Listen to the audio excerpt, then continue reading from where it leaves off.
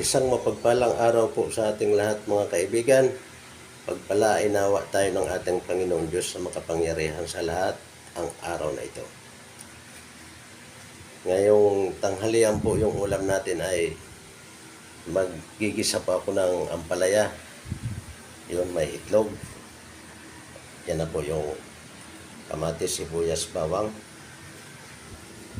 At paparisan po natin mamaya mga kaibigan ng pritong galunggong. Ayan po, nakapagprito na po ako mga kaibigan. At ito naman po yung aking mga ilulutong gulay, mga sahog-sahog niya. Naka-prepare na po mga kaibigan. Sige po mga kaibigan, samahan nyo lang po ako sa aking pagluluto.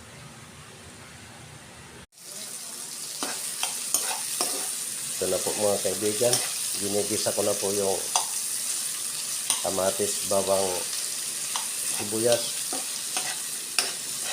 Nadurog ko na lang po yung kamatis.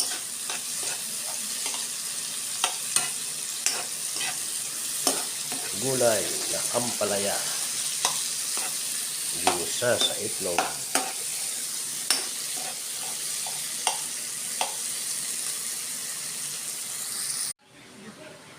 Mga kaibigan, luto na po yung aking ginisang ampalaya, ginisa sa itlog.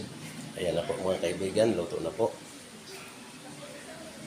At nagsasaing na rin po ako mga kaibigan. Maraming salamat po sa mga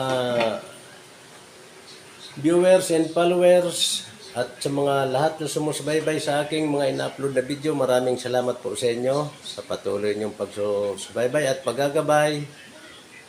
Maraming salamat po. God bless you all. Bye-bye.